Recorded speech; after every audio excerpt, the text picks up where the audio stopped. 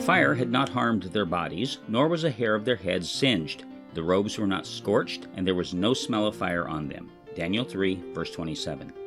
The story of Shadrach, Meshach, and Abednego is one of the most fascinating and exciting stories in the Bible, and one of the best known.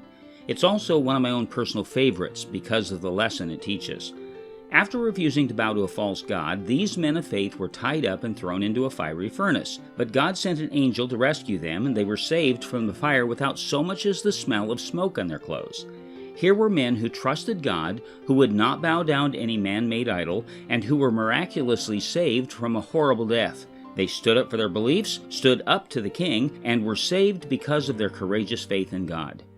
It would be wrong, of course, to view the story as a guarantee to all believers. We can't read this story and then say, see, the Bible teaches that if we hold to our convictions, God will save us from the terrible things men might do to us. Instead, what we need to take away from the story is that these three men believed that God could and would deliver them, but they were willing to stand for what was right, even if God chose not to do so. Listen to their bold testimony in their own words. If we are thrown into the fiery furnace, the God we serve is able to save us from it, and he will rescue us from your hand, O king. But even if he does not, we want you to know, O king, that we will not serve your gods. Now that's impressive. That should leave you with goosebumps.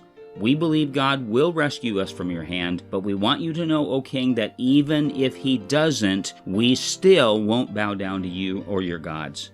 Wow, talk about real faith. There it is, right there.